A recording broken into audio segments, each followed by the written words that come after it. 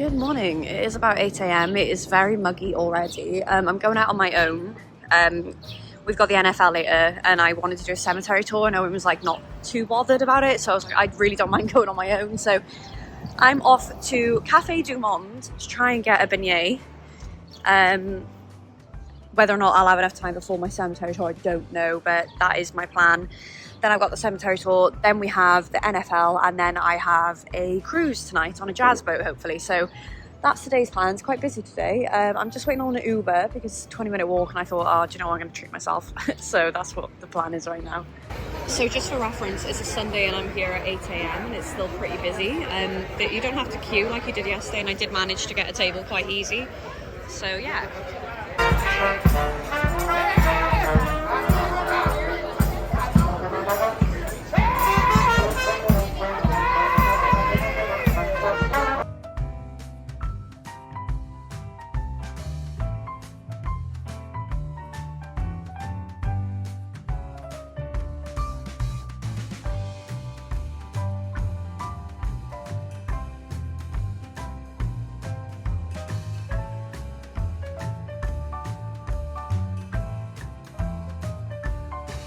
Was really successful.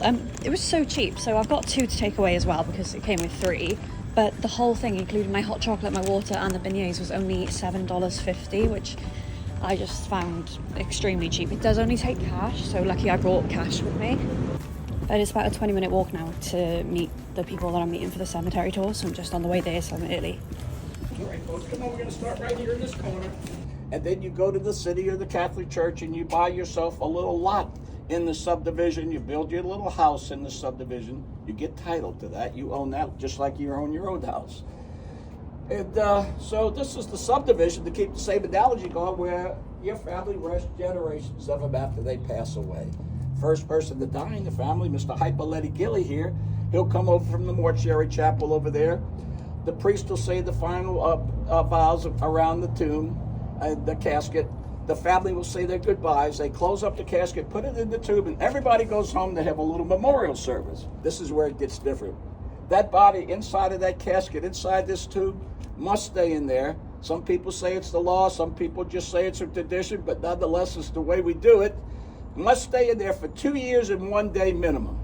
And the body goes through a process of natural cremation. You're looking at a natural crematorium is what you're looking at here. After 2 years and a day, you're allowed to open up the tomb, but nobody opens up the tomb until the next person in the family passes away. Look right here. Mr. Hypoletti, he dies in 1877. His son, probably Sidney right here, dies in 1925. They didn't open up that tomb for that much time. The sextons who were trained to do this would come in here. They take the casket out of the tomb. They take the remains of the deceased out of the casket, and they put them on a shelf down here in the bottom. They carefully wrap them in a muslin cloth and tag them for forensic reasons. But they put them down there on the shelf, and they push those remains to the back of the tomb, to a space in the back of the tomb that's called a caveau. Nothing fancy back there. Caveau's just a fancy French word for a hole in the back of the tomb. The bones fall back there.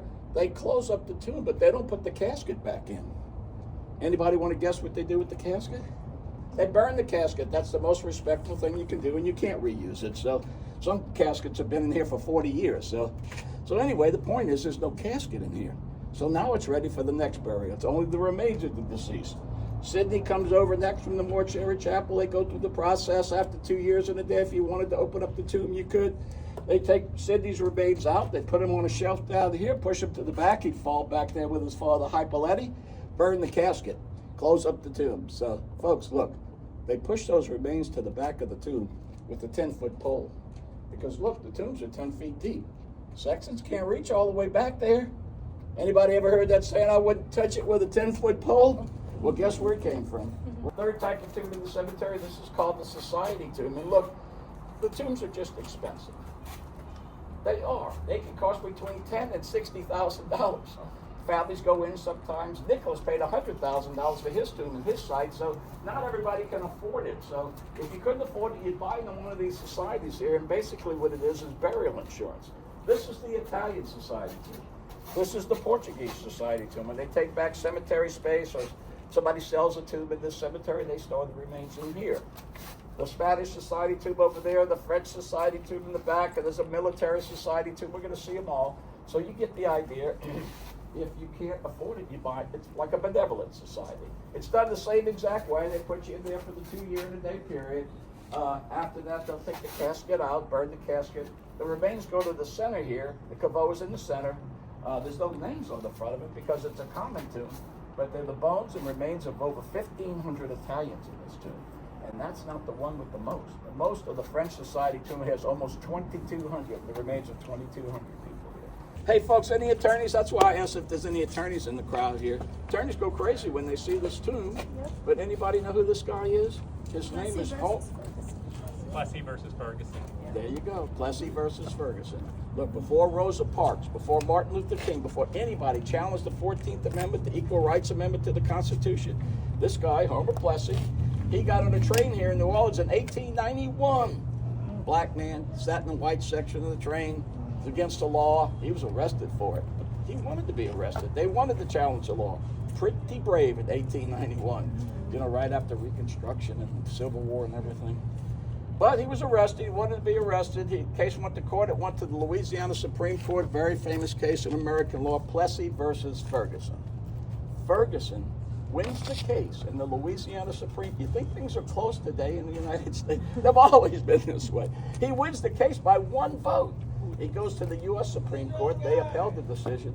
And that's how the separate but equal laws got started here in the United States. It says as long as the accommodations were equal, that the races, black and white, had to remain separate. Well, folks, nothing equal about the economy. I'm 73. I came up at the end of that. But that was the law of the land. A lot of people think that was a Southern prejudice. No, that was upheld by the Supreme Court for 54 years. That was the law. You had to do it that way. But don't worry about Homer. The governor of Louisiana, in his benevolency just last year, gave Homer Plessy a pardon for the crime of riding in the white section of the bus back in 1891. So the guy's not a criminal anymore. That's a joke, folks. Come on. Hey, the other thing I like about this, look what year it is, 1925, and look what language that is. Yeah. Thank you. Yeah, thank you. And I had a lady about 3 weeks ago say it was Chinese. I said, how do you get Chinese? But nonetheless, when did the Americans come here? Anybody remember? 1803. This is over 100 years after. If you think the Americans just came in here and took over the place, you're reading revisionist history. I'm going to give you a little example. I was born in 1951. I'm the first generation in my family to learn how to speak English at home. Everybody else before me, English in school, mother, father, grandmother, aunts, they all, French was their first language. They learned to speak English in school. So the guy who worked here for 40 years, ran the cemetery here, same first name as mine, his name is Buddy Odspeker. He took people back here to this tomb for 40 years, and he told them that this is the tomb where the famous voodoo priestess Marie Laveau was buried. It's not where she's buried. I'm going to show you where she's buried on the last tomb of the tour today. So you know what we call this tomb now? We call it the Faux Laveau. This is the Faux Laveau here. And the story about the 3 X's, most of the stories you see about Marie Laveau, American Horror Story, this is the guy that made them up. I got it on good authority. They got legs all. That's part of the lore of Marie Laveau. So really colorful guy, full of stories. Got bored, I think, and started making them stories. Well, this story started off as 3 crosses. Everybody here was Catholic, Father, Son, Holy Ghost. When he came here, what is an X but a cross just turned on its side? So he turned the crosses on the side, made them X's, and made up this story. If you wanted a prayer or a wish answered from Marie Laveau, you would come to her tomb, you'd mark 3 X's on the tomb. You'd knock on the tomb 3 times to wake Marie Laveau up. You'd turn around 3 times. I don't know why you did it, but it was part of the ceremony. You just did it. And then you would say your prayer to Marie Laveau. You'd leave her a little offering down here. You'd leave the cemetery, and your prayer was supposed to come true. Anybody hear that story before? Anybody have any? It's got a little legs in the Bloody Mary story, I think, if you know that story. I think they are not airtight, these tombs. They're just rudimentary. They're Mississippi red brick and Portland cement over the outside with a pretty, tablet on the front of it. So, but last burial was right here. And there's no name on the front of it because it takes a while to get that guy out here. There's one guy in the city that's really worth it. Look, I'm going through the process right now with my lovely wife, and so I'm waiting for him to come out and do it, but it could take 18 months sometimes because you don't want to get in. You don't want to get any jackleg. You don't want to ruin 300 years of history with a misspelled name or something. So yes. Do you know who the first person buried here was? Like The how old first the first person one is? buried here is over here at the corner over here. It's a Spanish guy. So because the Spanish started this cemetery, here's a real claim to fame, and this is how she really helped the people in New Orleans. And this is the story I want you to take home about Marie Laveau. She had in that little hairdresser shop what was called an apothecary. An apothecary is a pharmacy. And what did she distribute out of that? A product called gris-gris. Gris-gris was West African medicinal herbs. And she was trained in the use of these. The hairdressers of the day, they worked with the medical community. They were the midwives of the community. So, but anyway, during the yellow fever and cholera epidemics, which were terrible here, that's really why we have those wall bones. We hardly use those anymore. But we needed them then. But she would go around with this gris-gris, sometimes with the priest over here from the church, and she would treat people who had yellow fever and cholera. And sometimes she cured people of yellow fever and cholera. The Europeans, the Creoles, and the French Quarter, oh my God, look, it's a miracle. Marie Laveau's healed these people of yellow fever. But in reality, they treated the symptoms of the disease. And look, the standard practice of the medical community in that time was what? To treat yellow fever? Bloodletting with leeches. They gave people mercury and induced diarrhea. All three, which just sped up the dying process and made people more miserable when they were dying. At least Marie Laveau, she didn't heal them, sedated them with the herbs. So, folks, that's the end of the tour. Yay. Did y'all enjoy that? Yeah. Well,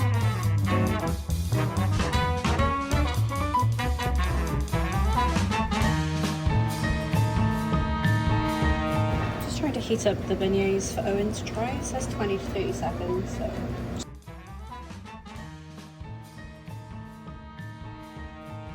We got to the stadium and we had to go all the way back because they have a clear bag. They have a clear bag policy, which means my bag can't go in. It's anybody's race.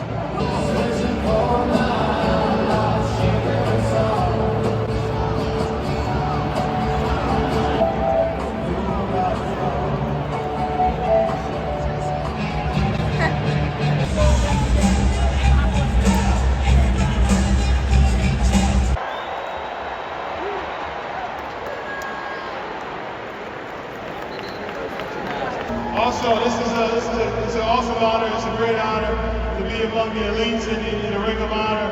You know, and it means that much more because us guys over here, we won so many games, put up so many banners, and we're able to get a Super Bowl. So it means even that much more. It means great, man. Sasha, I'm very sorry, but I've left the Saints game early. Yes. This is a chocolate chip. Yeah. This is a chocolate chip caramel cappuccino. No caramel. Yeah. No, I'm trying to read what it says. So Yeah, I missed the tailgate because of my bag.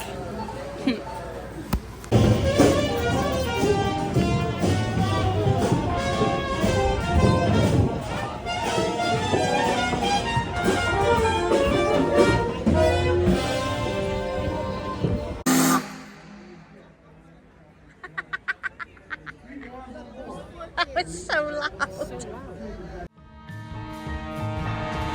We were both young when I first saw you. I close my eyes and the flashback starts. I'm standing there on the I see the party, the ball gown. See you make your way through the crowd and say hello. Little did I know that you were Romeo, you were throwing pebbles, and my daddy said stay away from Juliet. But I was crying on the staircase, begging you please don't go. It's just under half. It's £83, I think. I just think how funny this will be to look back on when we're old, you know? You don't have to look, I'm just getting some content. I'll go from behind your head.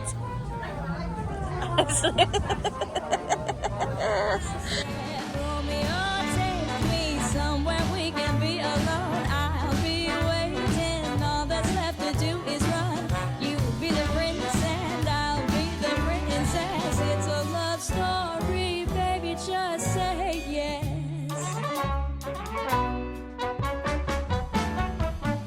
So I sneak out to the garden to meet ya. We keep quiet are dead if they knew, so close your eyes.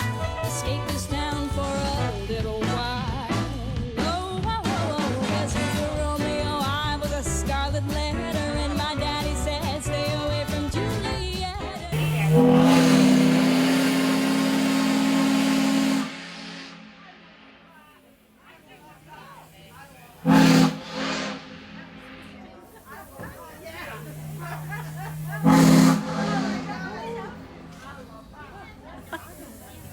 Yeah.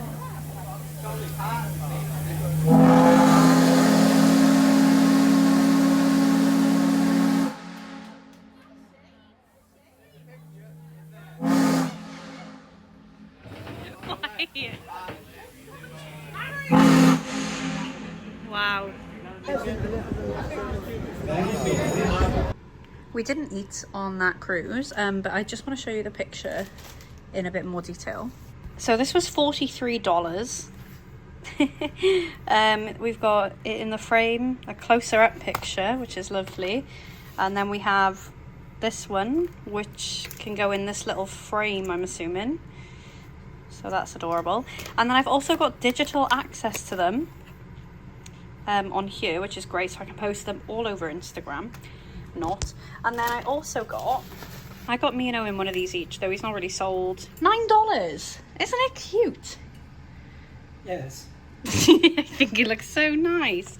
I was going to get a drawer in, and then I saw this and I thought I have to get that instead. That's going to look so nice on my wall. So yes, we had a Wendy's earlier. It was absolutely disgusting. The coffee was nice. The coffee was My nice. coffee. It's coffee. Everything else was vile. We have a swamp tour tomorrow, and then we're leaving to go to Dallas. So do you reckon this is like a book, or do you reckon it's just... Oh, it is a book. Ooh! The Steamboat is the last authentic steamboat cruise in the Mississippi River. She is the 9th in the line of steamboats named Natchez. The first one sailed in 1823. Wow. And there we are on the boat. Drink, now come see about me. Baby, come see about me. Come see about me, baby. Hey, I hit up the apple tree. Come on, let's get sitting down one day under the apple tree. The apple tastes so good to me, so I ate up the apple tree. Now come see about me. Baby, come see about me. Come see about me, baby. Hey, I hit up the apple tree. Leaving the garden one day. Juice come running out. When you and me and everybody found out what love was all about. Now come see about me. Baby, come see about me. Come see about me, baby.